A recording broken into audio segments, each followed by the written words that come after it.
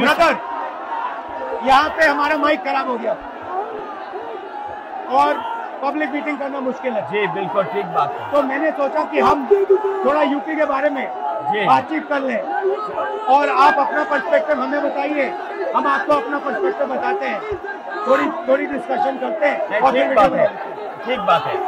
मैं समझता हूँ कि जब माइक खराब हो गया हम दोनों बात करेंगे, वो रिकॉर्ड होकर के जाएगी तो लोग बेहतर और अच्छा समझेंगे और अच्छा रिजल्ट आएगा। और क्योंकि सोशल मीडिया से वेल कनेक्टेड है तो सब लोगों को जानकारी मिल जाएगी कि हम और आप क्या बोल रहे हैं। यूपी जो 80 सीटें दे रहा है, इसमें 79 सीटें समाजवादी पार्टी, कांग्रेस, इंडिया गठबंधन जीत रहा है। एक जो क्यूटो है उसमें हम और आप लड़ाई में हैं। और इस बार क्यूटो नाम कैसे, जापान वाला ही है ये क्यूटो, क्योंकि जो प्रधान सांसद हैं उन्हें सपना दिखाया था काशी के लोगों को कि दुनिया की सबसे बेहतर सिटी बनेगी क्यूटो। तो क्यूटो बनी नहीं बनी, काशी के लोग ये तय करेंगे और फिर वोट डालेंगे। तो इस बार मन मर्जी नहीं चलनी है, मन की बात नहीं चलेगी, हमारे आपकी बात और 140 करोड़ लोगों की बात और संविधान की बात होगी। और आपने देखा, हम सब ने देखा कि यूपी को नरेंद्र मोदी जी ने बेरोजगारी का सेंटर बना दिया और इतनी बेरोजगारी की है। ये जितने बच्चे दिखाई दे रहे हैं ये दिखाओ, वो लोग हैं दिखाओ जो अग्निवीर या पेपर लीक जिसकी वजह से उन्हें नौकरी नहीं मिली है और ये सब रोजगार नौकरी चाहते हैं। बीजेपी ने जो झूठे सपने दिखाए थे इन्वेस्टमेंट मीट के, जो झूठा सपना दिखाया था डिफेंस एक्सपो का, जो सपने बेचे थे G20 में, लेकिन इन नौजवानों को न नौकरी मिली न रोजगार मिला, आज ये खाली हाथ हैं।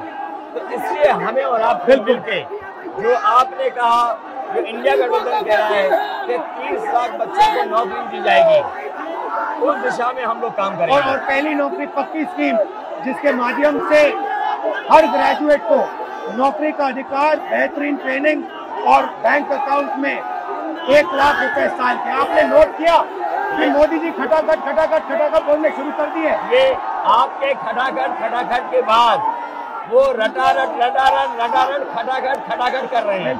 अच्छा, आप एक बात बताइए, मुझे क्यूरियोसिटी है, थोड़ा आप अपने पापा के बारे में मुझे बताइए जी। मुलायम सिंह यादव जी के बारे में बताइए।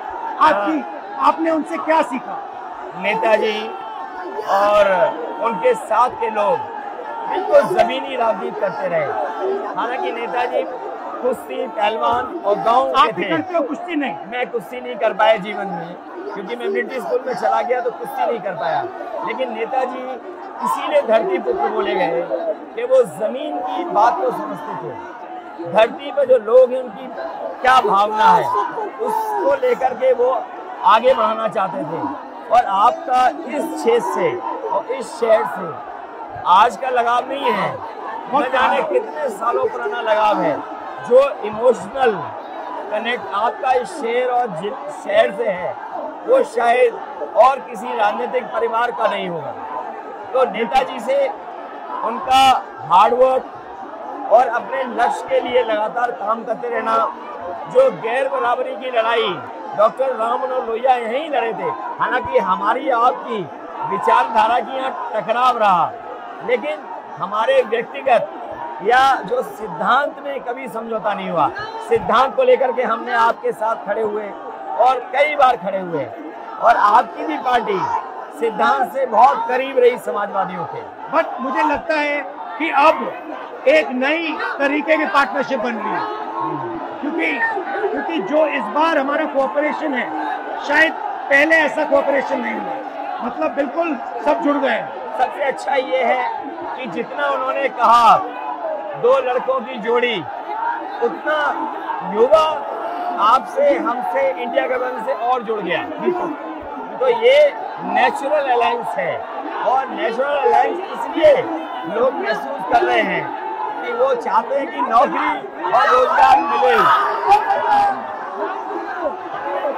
नौकरी और रोजगार मिले। तो ये बड़ी भावना है कि हमसे, आपसे ये यूथ कनेक्ट कर रहा है। सबसे सबसे बड़ी बात, महंगाई की चोट सबसे ज्यादा इन लड़कों को लगती है। हमारी थिंकिंग है और आपकी भी है कि ये जो 22-25 लोगों को नरेंद्र मोदी जी ने पूरा का पूरा धन पकड़ा है, उसको ठीक करने के लिए जो हमारे युवा हैं, माताएं बहनें हैं, उनको डायरेक्ट बैंक अकाउंट में पैसा देना। देखिए, ये जो लोगों के पास पैसा पहुंचने से जो अर्थव्यवस्था को लाभ मिलेगा, मैं समझता हूँ इनका भाग्य में बनेगा और देश की अर्थव्यवस्था ही बेहतर होगी।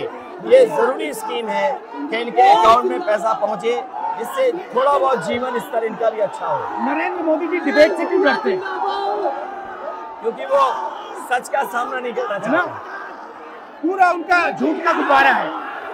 वो बीजेपी और बीजेपी के लोग मन मर्जी से चलते हैं, अपनी मर्जी से चलते हैं और उनको लगता है कि डिस्कशन की कोई जरूरत नहीं है क्योंकि वो सब कुछ जानते हैं। डेमोक्रेसी में जितना डिस्कशन होगा, जितने विचार एक दूसरे को हम सुनेंगे और एक दूसरे पे भरोसा करेंगे, उतना हमारा लोकतंत्र मजबूत होगा। ये बीजेपी के लोगों ने न केवल हमारी जान को खतरा पैदा किया है, बल्कि लोकतंत्र को भी और संविधान को भी खतरा पैदा कर रहे हैं। और इसका नतीजा दिख रहा है कि चाइना हमारी जमीन के अंदर आ गया, ये बेरोजगारी बढ़ती जा रही है, जो प्रोडक्शन होता है वो नहीं हो रहा है और पूरा का पूरा एक्सटॉर्शन, ईडी, सीबीआई, ये लोग मतलब एक्सटॉर्ट कर रहे हैं। कई बार सुनने को मिल रहा है और सरकार स्वीकार नहीं कर रही है, लद्दाख की हमारी सीमाएं सुरक्षित हो गई, अरुणाचल के आसपास या सीमा जो चीन से छू रही है वो बहुत असुरक्षित है। तो चीन से जहां हमारा सीमाओं का खतरा है, वहीं चीन से हमारे बाजार को भी खतरा है। तो कहीं ना कहीं हम लोगों को अपनी मैन्युफैक्चरिंग इकोनॉमी और मैन्युफैक्चरिंग इकोनॉमी को बढ़ावा देना पड़ेगा।